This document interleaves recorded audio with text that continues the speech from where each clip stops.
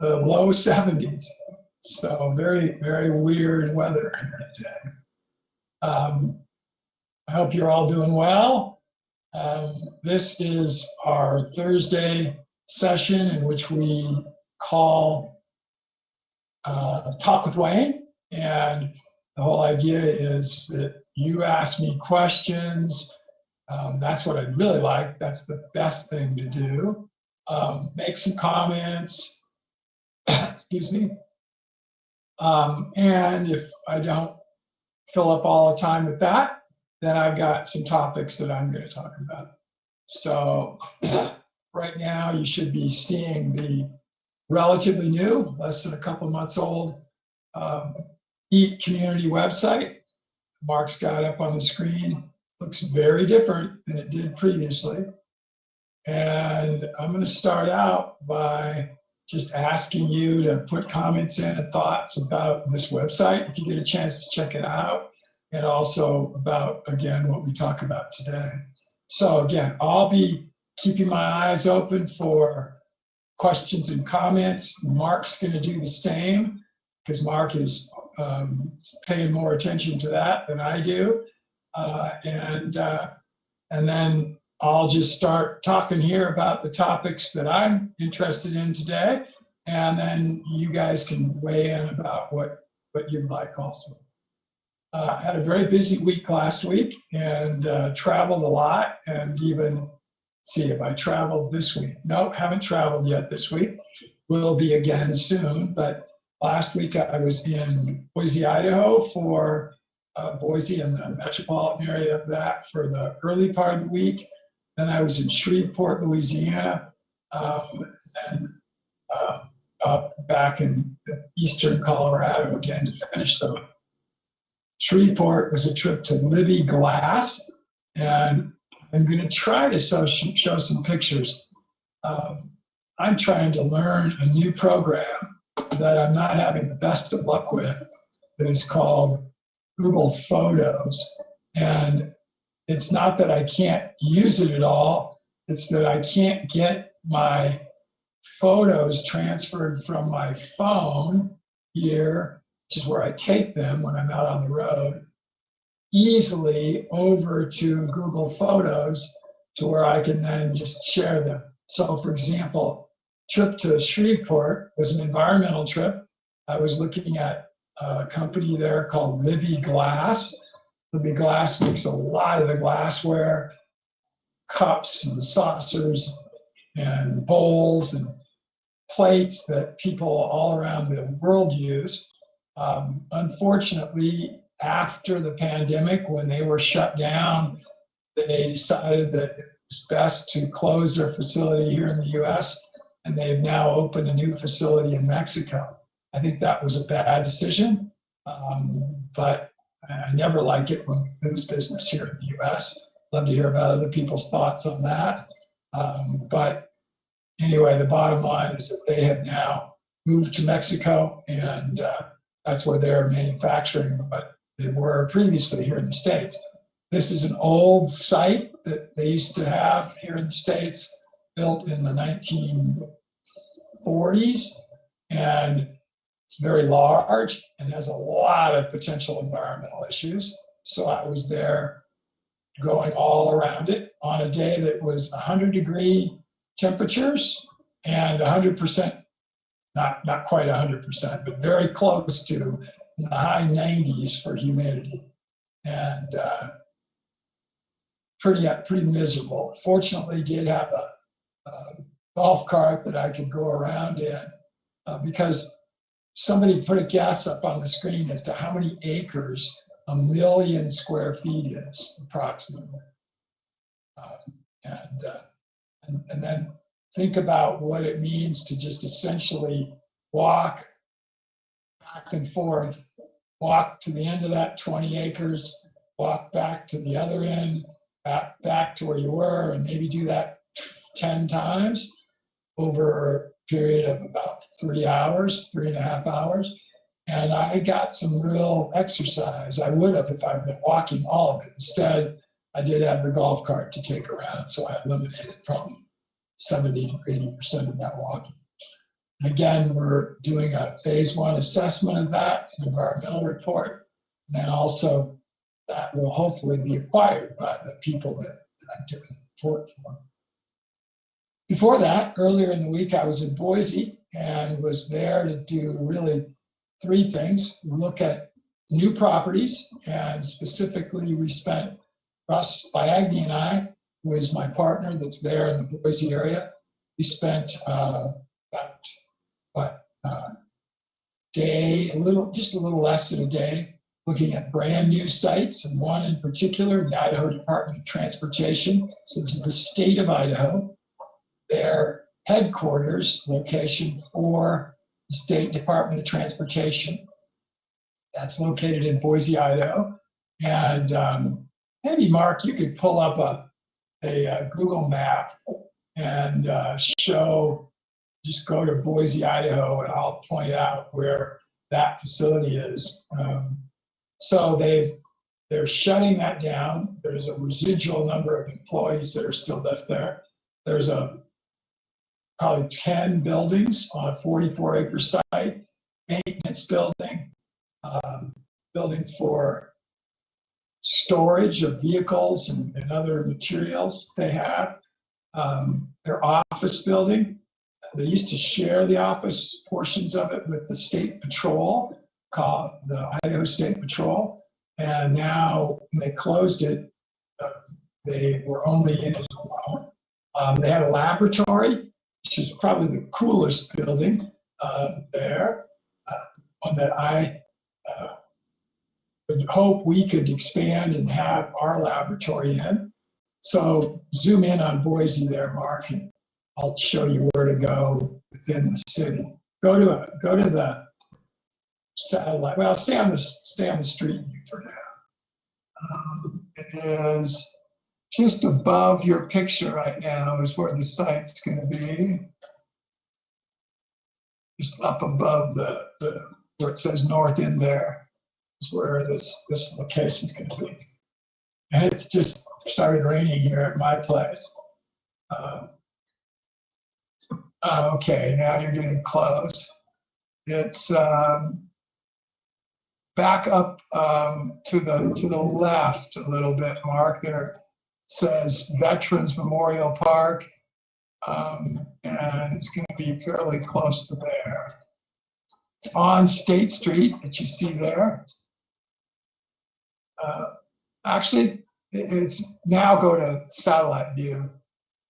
I think it's this big area that's right there where State Street, where it looks like there's nothing there. And that's just because there aren't any streets. Yeah, that's it. So zoom in. It's right above where it says Veterans Park and below where it says Sunset. So now you need to go a little bit to the left, Mark, to find some. Now the other back to the left. I don't know what, but you know there. There we go. Left more.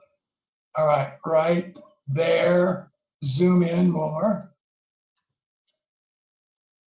Or zoom in. Now stop and go back up where it says Veterans. So go to the left, move it to the left.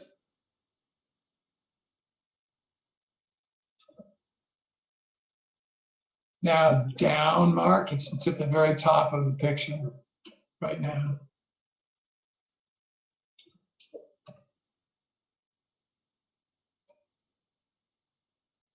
No, you're not. You should just be going straight down. Instead, you went left. You got to go right now, Mark.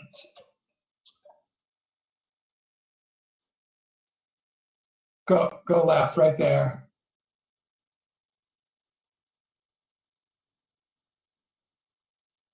Yeah, this is not working. I'll pull it up and get it just a second. It's easier for me to do it, so I'll get it to it. I'll share my screen in a second. Guys, if you got questions or anything while I'm doing, it's just going to take me a second. I'm going to pull this up.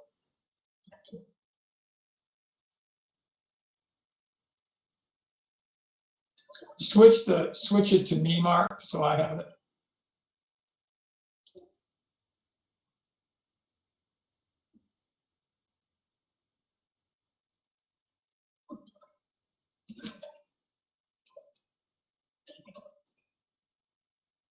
I'm looking down at my screen.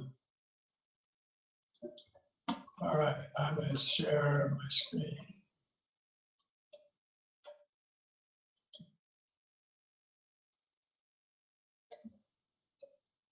And I need to show this one. Okay. All right, you have my screen now, everybody? Mark, you see my? All right, so this site is going to here.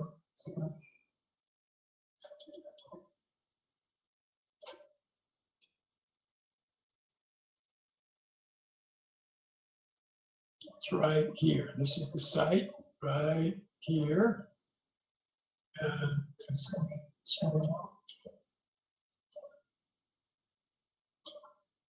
it goes satellite. Right.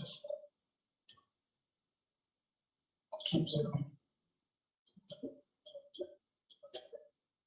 All right. I'm doing this because you guys should learn to use maps. If you're economic, you're in the environmental world at all, you're either just an observer of it, or you're a consultant, or you work as a geologist or a biologist or a chemist or an engineer, any of those things. And Mark, why? You're seeing my screen, right? Because I still see my image full screen, and I thought I wouldn't be able to see that yet. You sure everybody's seeing my screen? Okay. All right. Well, now I've got this zoom to where you actually see how big it is.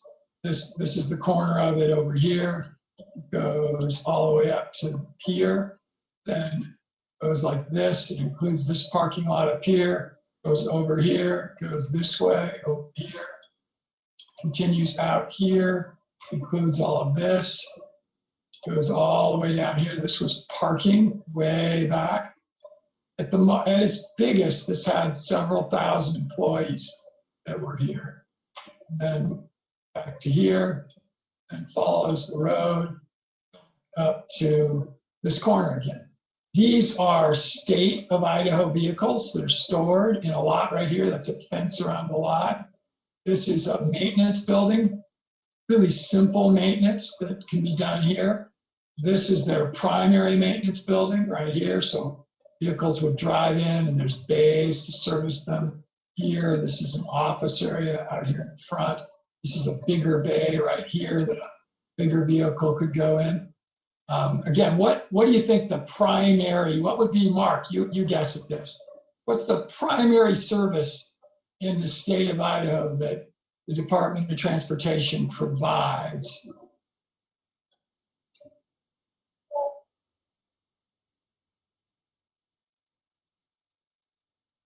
Yeah, no, trains in the United States, trains are not public, Mark. They're owned by private entities. So trains and even the railroads themselves are owned by the railroad companies. They have to maintain them themselves.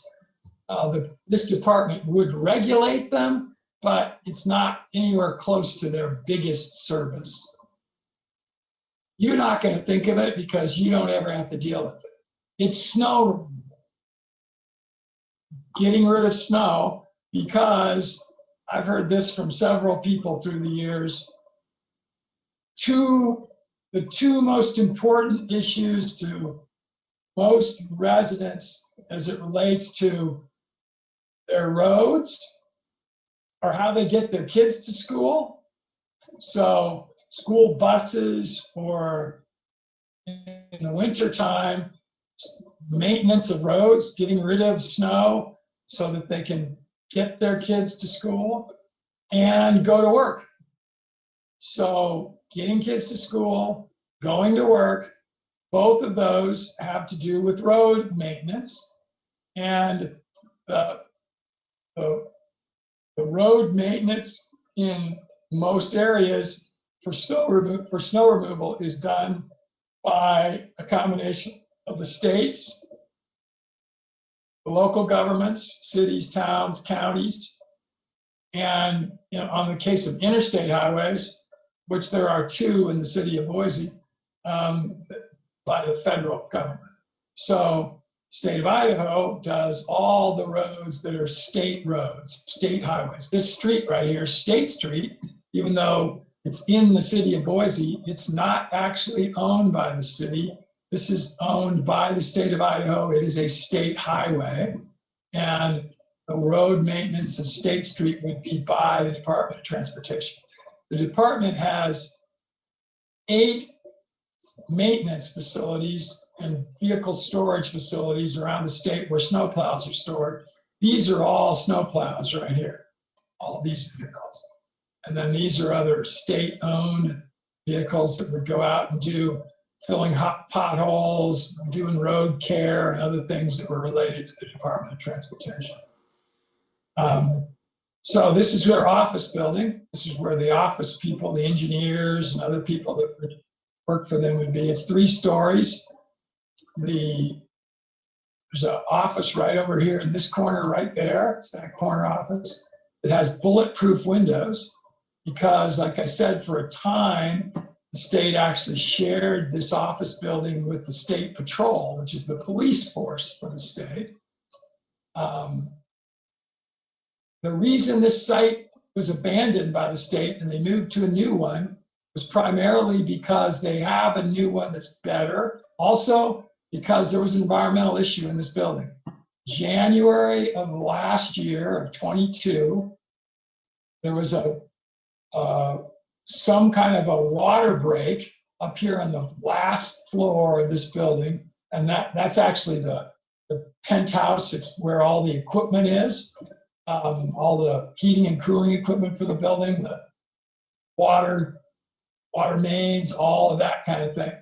It froze, and it was during the Christmas and New Year's holidays. Nobody was in the building, and it flooded the building, and there is asbestos on the ceilings throughout the building.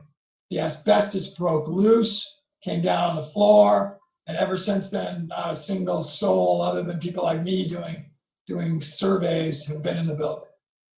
And it's now been abandoned for that reason. This building is totally reusable, completely functional. A lot of people's attitude would be, take it to the ground, don't deal with that asbestos. We've gotten an estimate, and dealing with the asbestos is only probably a $200,000 problem. And then this building, though, today would cost easily 12 to 15 million to replace. And the state's not here anymore, but whoever buys it, we're working for a firm that's looking to potentially buy it, will have to make a decision about whether they want to use this building or completely tear it down and do something else with it. Again, I've said this is a small maintenance building. This is their primary maintenance building. These are portable offices that are out here. They actually ran out of space in this building, so they have more portable offices that are out here. Most of the people officing in this building were in cubicles. We didn't have walled offices. There are conference rooms, and senior people have walled offices. This is a warehouse, which has been expanded 3 times through the years.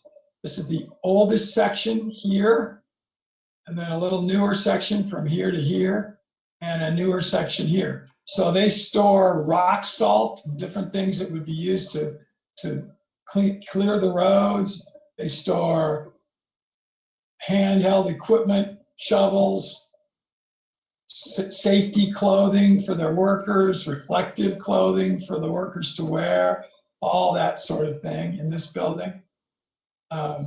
This is their laboratory building here. And that's the one that I said is probably the most valuable. This portion over here is offices. And notice it's saying Idaho Department of Transportation, which it is. And then this is all the lab, and all this stuff on the roof are vents from hoods, and one fume hood, of which there are probably 30 in this building is today's cost would cost $75,000 to $100,000 to replace. Everything has gotten off the charts expensive. So that's the lab. These are both museum buildings, actually. There is a state transportation museum, and this is not actually where the public comes. This is where they store things that they move into the museum at different times. So remember the history here, nothing as long as your country, Mark, but it goes back about 250 years to where this area was first settled when people were coming from the east on the Oregon Trail. Boise, the word Boise means city of trees. I'll zoom out in a minute here and you can see how even with a lot of these trees that are planted, how much it looks like sort of a garden of trees. And when they were coming on the Oregon Trail, they'd been going through desert and mountains. They came over a ridge, looked down, and here was this beautiful valley of trees, and they named it Boise. And that's why it has the name that it has. So again, my environmental job last week was to gather information through pictures, through questions. I had the head of facilities for the state that was with me, who's worked there for 20 plus years. She was answering all my questions about different things that I was seeing. And I'm now writing a report that will be given to the potential buyer for the site. About what do you think this site is worth? And I don't expect anybody to get close to it. But I'll wait and I'll give that answer. I'll give you what at least the state believes that it's worth here in just a little bit. So that was my Tuesday last week. However, on Monday, I was finishing up looking at a bunch of different other sites potentially for sale that have some kind of environmental problem. And the guy that I was with, Russ Biagni, I said, Russ, when did you last see the house that I lived in before I moved? And he said, I haven't seen it since you moved. And I moved 33 years ago. It's just about this time, the summer of 1990, before school was going to start, because we had 2 school-age kids at that time, and we wanted to be in their new location before school started. So we moved to the Denver, Colorado area, specifically Parker, which is on the south end of Denver. And we sold this house right here, 16878 Meadow Lane. And I'm going to show you some things about it here in a minute, because long story short, we drive up and go to look at this. Oh, let's go back to that map and I'll show you where it is. So we're going to zoom back out again. I'll show you Boise. Has anybody guessed, Mark, what the cost of this piece of land is going to be for a buyer?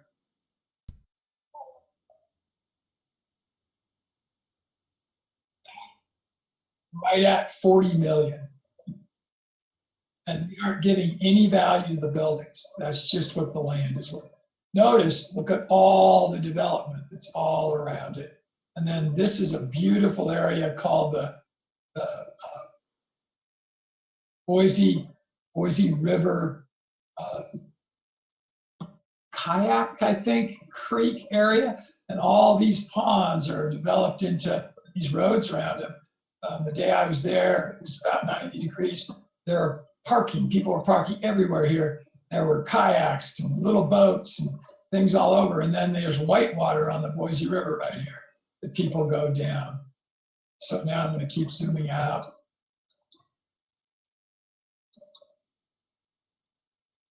So these are the mountains. This is the Rocky Mountains. And notice how green all this is, this whole valley, the Boise River in it. Boise River's coming out of the mountains. This is a reservoir right here, which means it was put in by man. There's a hydroelectric generating station, so power is made right here on this particular dam and reservoir. It's called Lucky Peak Reservoir. So that's a lot bigger across than it looks like when you look at this picture. And notice the greenness here. So there wasn't quite this much green when the settlers came, but the green along the river, all along here that you're seeing it, that's the Boise River, was all there. So this home inspection report, which I was showing, and a home inspection is, I'm going to call it a poor person's version of a, hey, Robert, see Robert Hayes is here.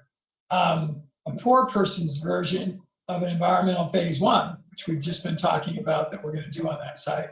It's usually what's done before people buy or get a loan on a house here in the United States. And again, we're going to go into Nampa. So here's the interstate that I said the federal government owns. Here, I-84, zoom out just a little. So the settlers came on the Oregon Trail, which went here. It went up into the mountains just a little and went along the edges of the mountains, came all the way over, and dropped down into Boise right about here, then went up and through the city, followed the Boise River out of town, and then towards Oregon, which is the border. Oregon and Idaho is right here. This is Oregon here. They were going across Oregon and all the way over to Portland and the coast, which is over this way. So it's not exactly the route of it, but it's out in that direction. So we're going to zoom back in again.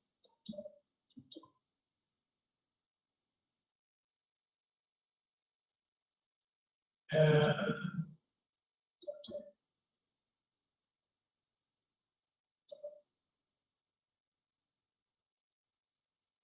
we're going to look at Nampa. A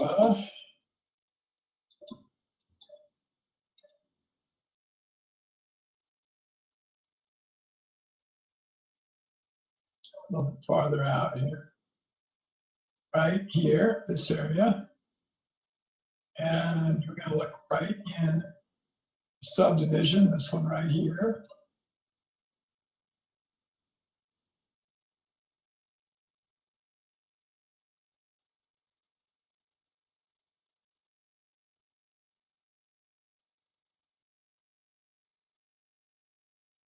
Actually, I'm wrong. It's over this one.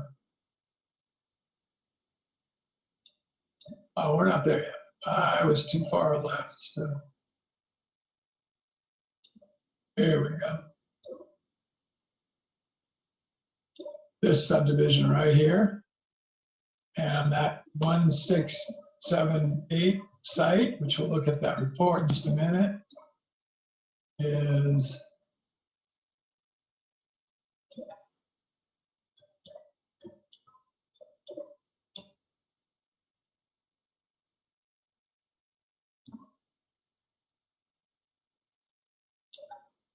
right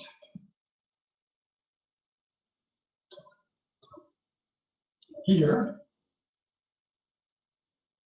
There's the street, Meadow Lane. Property is right.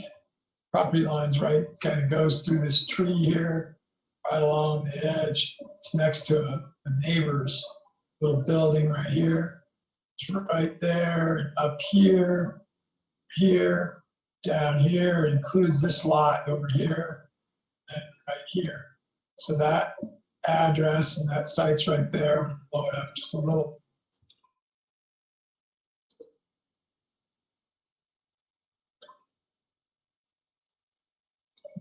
So there you're seeing the house. And now we'll go to this report.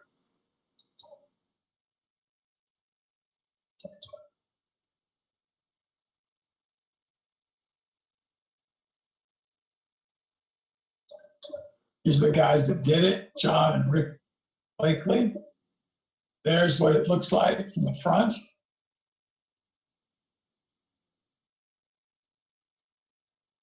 In a home inspection, you look at things like quality of the roof. Is it in bad shape? This roof is in excellent shape. They did They did have a little concern about the gutters, that there shouldn't be these leaves in them, the gutters, because they're in there, if it rained, snowed, wind, it could cause water to get underneath these roof shakes, as they're called. There shouldn't be water in a gutter like that. So that's why they said that there's some repair that needs to be done. The roof, and it's mainly the gutters. And here's the system's roof drains. Here's showing a little more detail about the gutters themselves, and some work that needs to be done on them. Exterior, you're seeing here, here's the garage. It's in the front.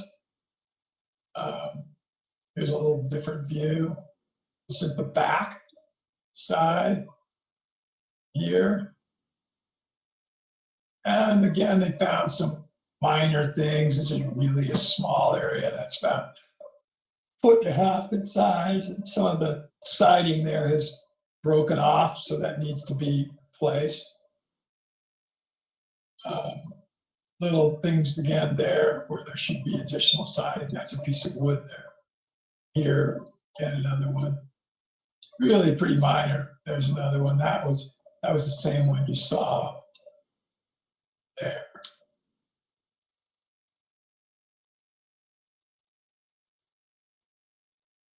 Otherwise, little things like it's called a facet, just a break in that piece of wood. This part is in great shape.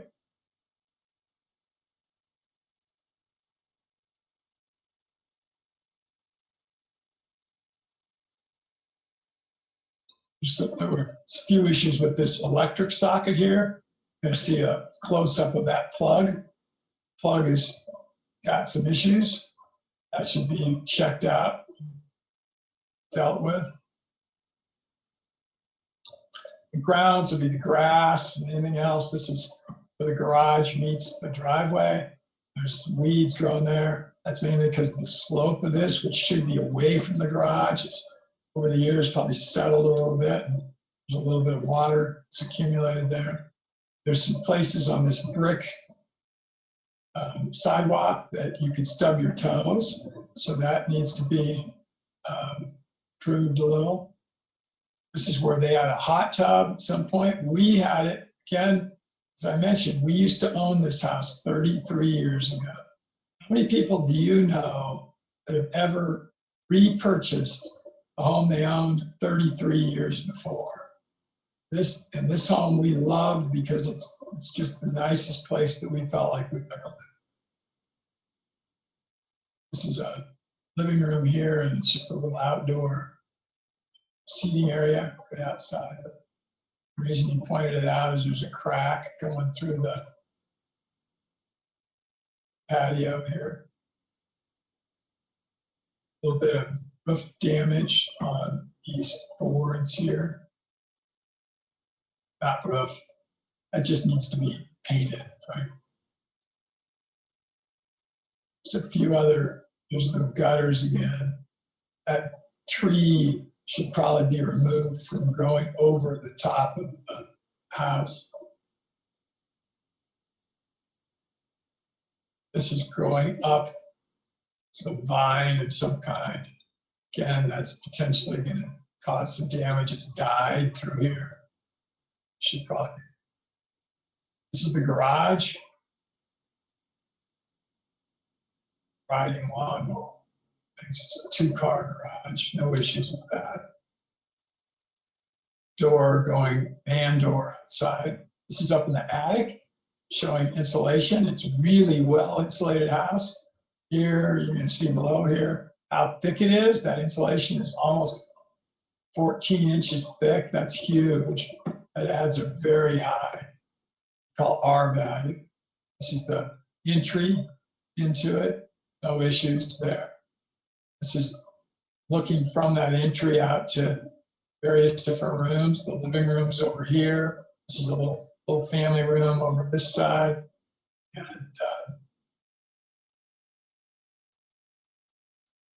kitchen is actually over this way.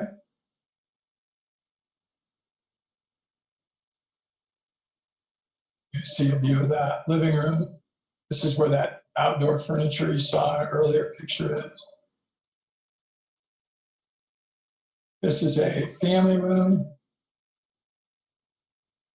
Then there's a furnace in the living room.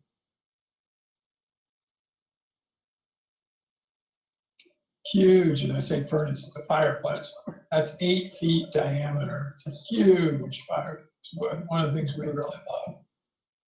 It used to be just wood burning, and now they've added gas. So this can now be heated and use gas as well as just wood alone.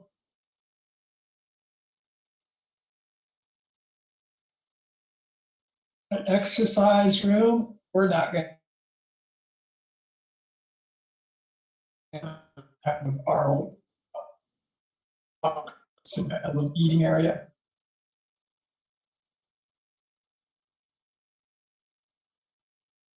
This is what's called the utility room, washer, dryer, sink to wash as you're coming in through this outside door. This is where the heating and air conditioning systems are. Looking at the kitchen island, refrigerator, freezer, range, microwave oven.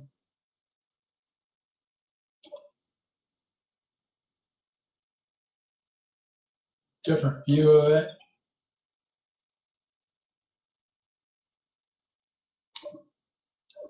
Dining room. We have a much bigger table than this. This one seats 6. We have one that'll seat 8, so we take up more of the space. Master bedroom. I showed you this, I think, last week. Very cool wood. We're probably going to try to buy this chest of drawers from these people. Closets and master bedroom. This is a bedroom that has a loft. There's the loft that's up above, bed down below, pool, kind of a teenager room. It's where our son had his room. Another bedroom. Another bedroom.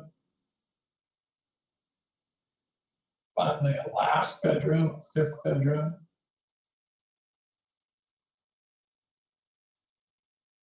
Sort of a hallway, leaving the living room area towards the bedroom.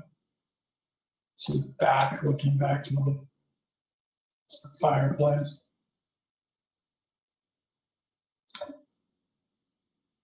This is the bathroom, the master bathroom.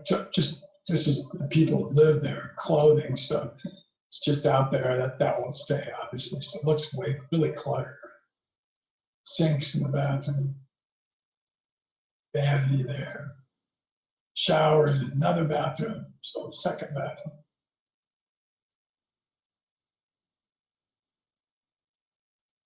Actually, I missed the bathroom.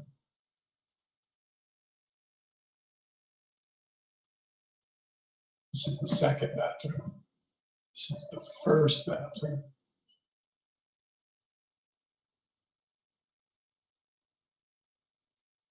And third bathroom. And then this is utility equipment, water heater, furnace, air conditioning unit.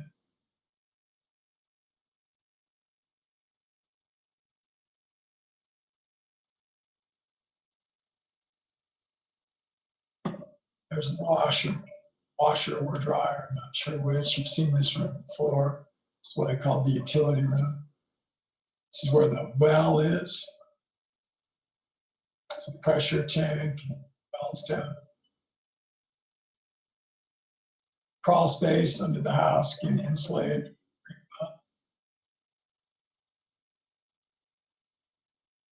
And back, there's a second building, bar, but you'll see it in detail here.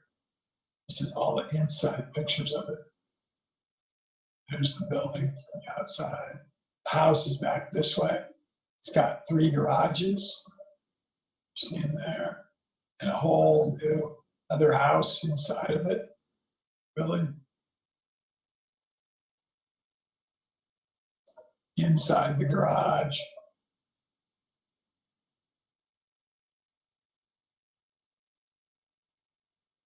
So this is a home inspection report, much like a phase 1 assessment. And again, it's intended to help the homeowner or the buyer, which is what we are, make decisions about it. So then at the very end, it's got a summary, all the things that it talked about, showed pictures of. So again, make a guess. How much does this cost? This report, do this. And it was done yesterday. Did it at 11, and by 6, we had the report. I'm going to now look at the questions here. Mark, you seeing any that anybody had?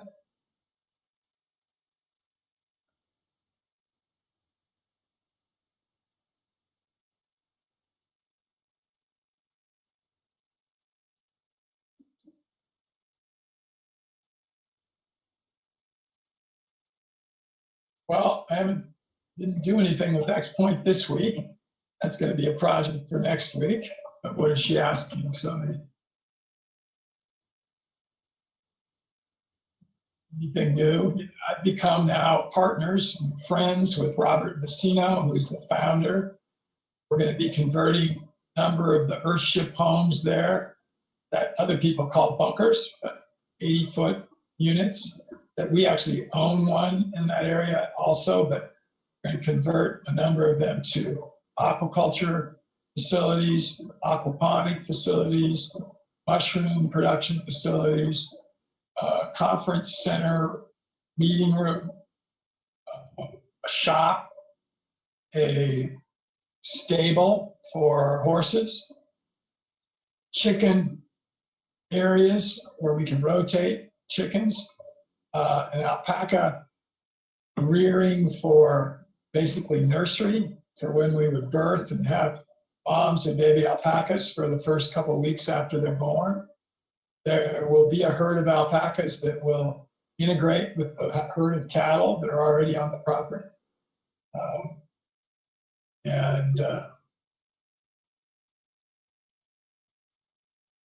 That's going to make this amazing community even more amazing. So I'll talk more about that.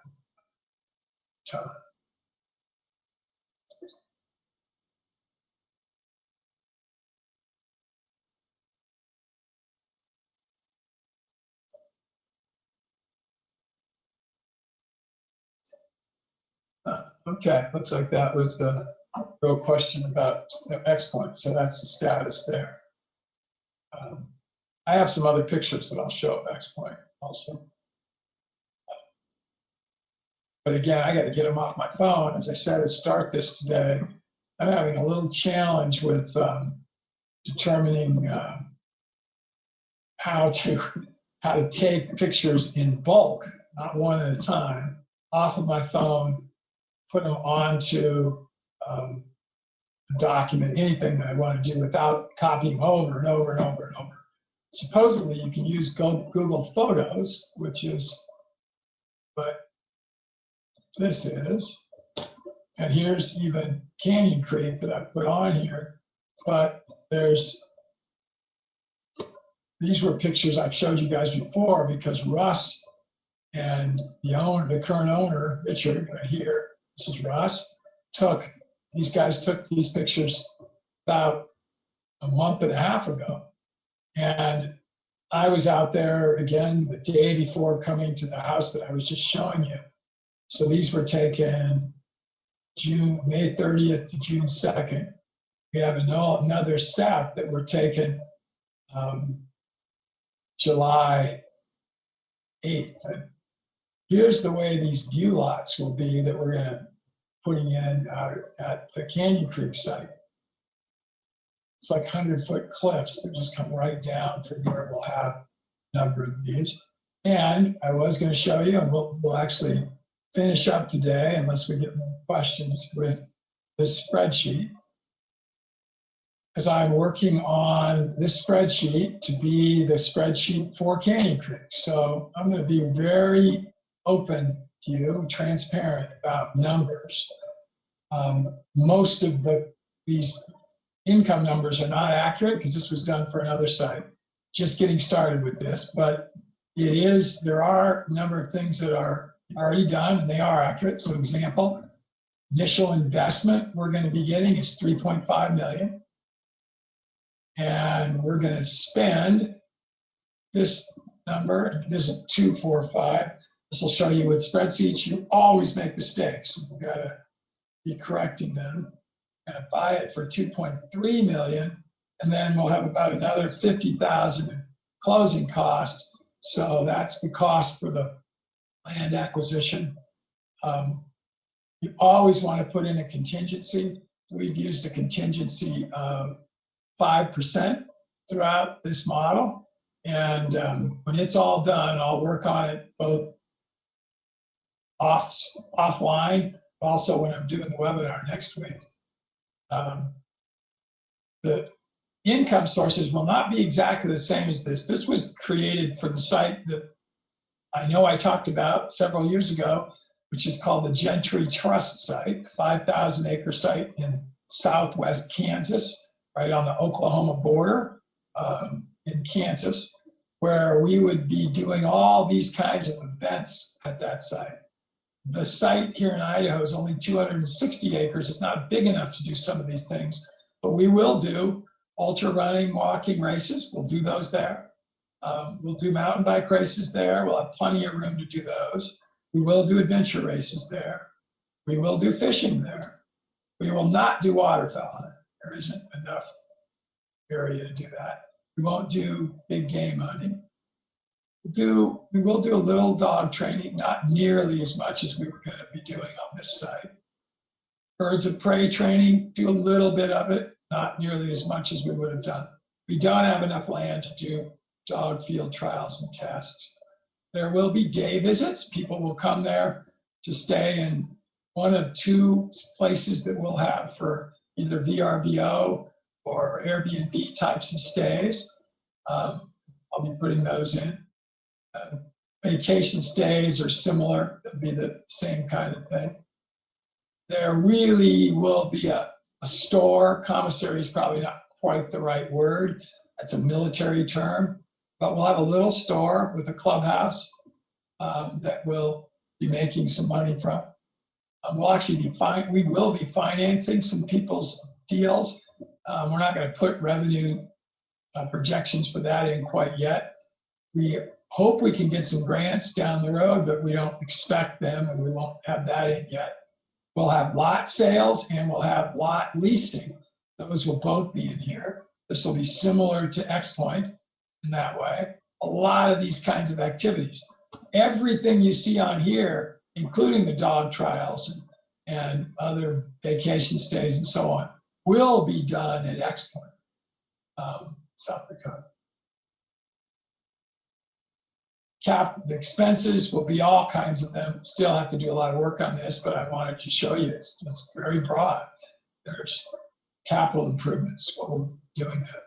That would be building, for example, our welcome center and sales office and essentially clubhouse for the members.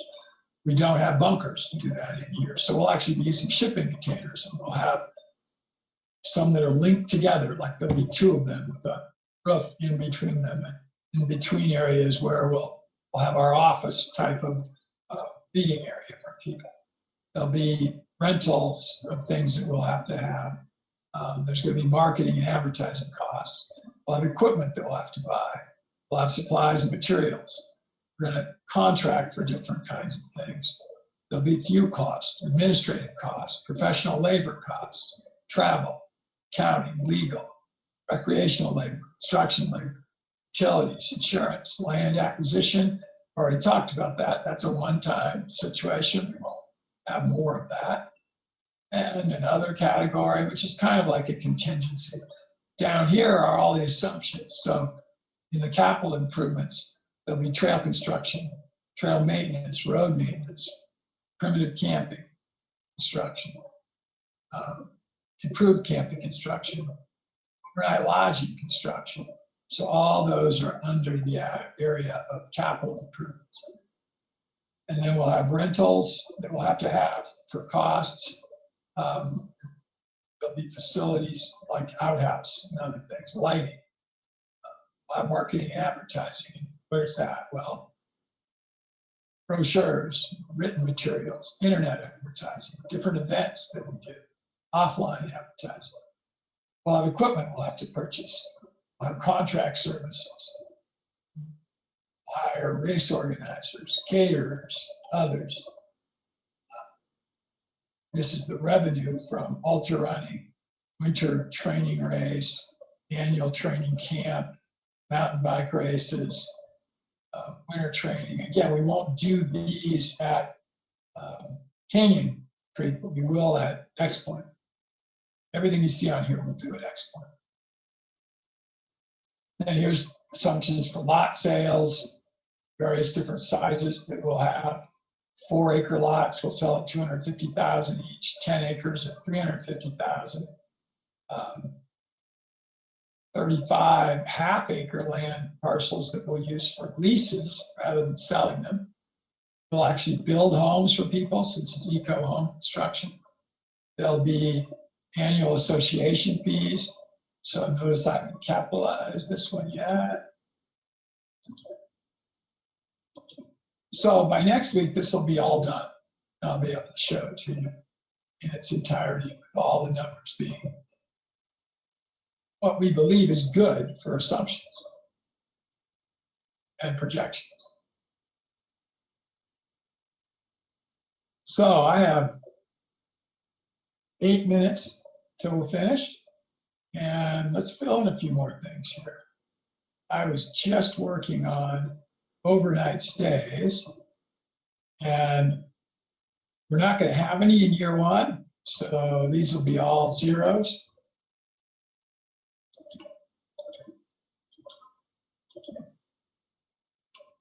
And I'm not going to fill all those in right now. The zeros are easy to fill. We'll copy and paste here to show the total, and the total is going to be 0. And we will have overnight stays in year 2. So this is starting 9/1, September 1st of 23. In year 2, we'll do about 400 nights at $100 a night. And that's in 2 units. So it means we'll have 200 of 365 nights. So about 2/3, a little bit less of 2/3 of the nights will have occupancy. And then we've increased the amount of that by 10% moving forward over the next 5 years. This is an annual association fee that people that own lots, which is what all these are, will pay. That's here. So now I need to go back up to the revenues. I already have a category for lot sales, but I need to add a row, add a category for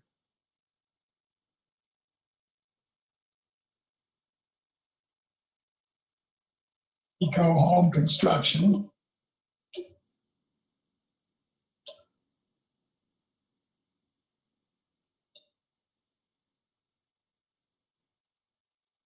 And what else did I have? So you do your back and forth here, son. That's 11. Lot and land sales is 10. So that's it. So 11.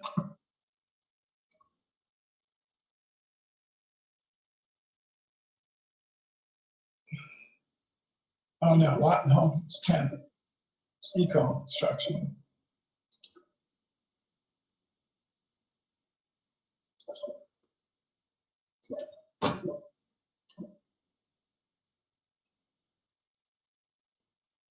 And what else did we have?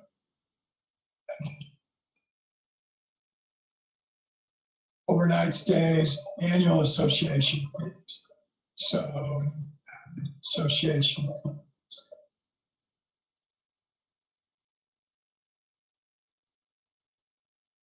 Let's put that right above that.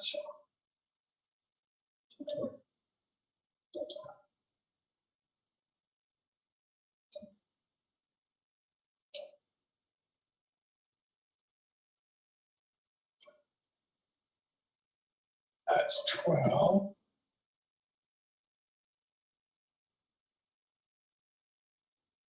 I always forget to click enter. That's one you can go back and correct though. And then overnight stays. Well, we have overnight. And then won't be primitive having that. So the site's not going to have that.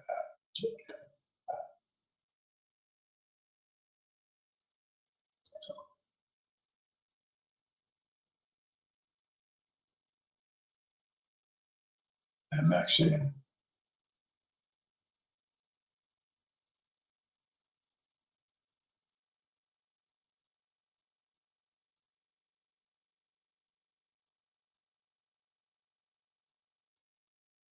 vacation stays overnight. And oops, I already had some hits. So we need to change that.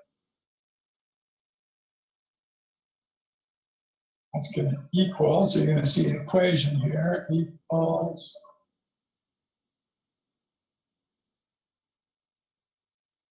that stays.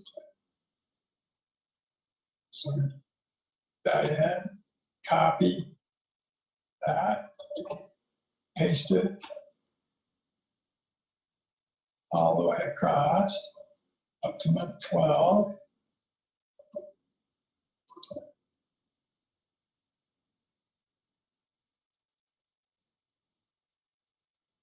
Actually went down a row, but it's got them all in. So let's see if that's right. Vacation stays overnight.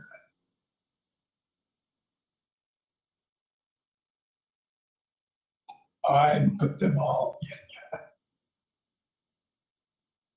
I screwed that up. Should have been 0.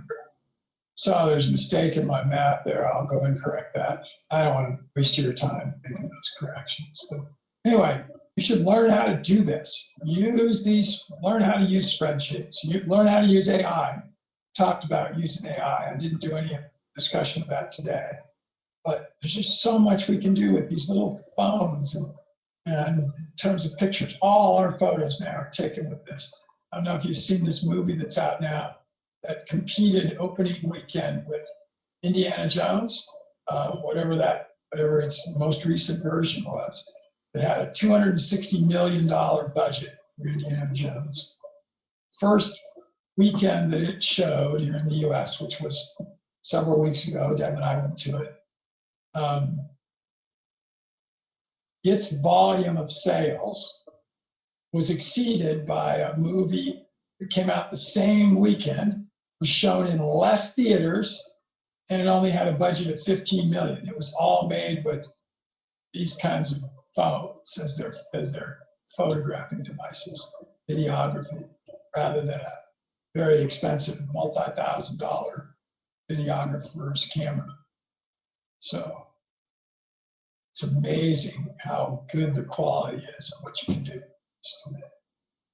So we are at the top of the hour.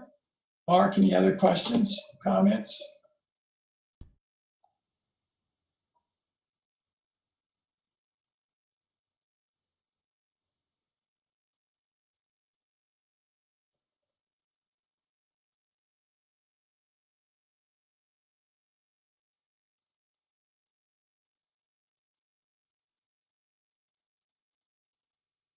GRC, I see you talked about, yeah. Well, we'll look that up. Global Regeneration Collab. All right, sounds like an awesome. All right, Mark, what a great day. Our rain stopped, had it for just a short time, and I didn't even drink any juice today. I was so busy talking. But why don't you take us out, my friend? Thanks, everybody. Goodbye.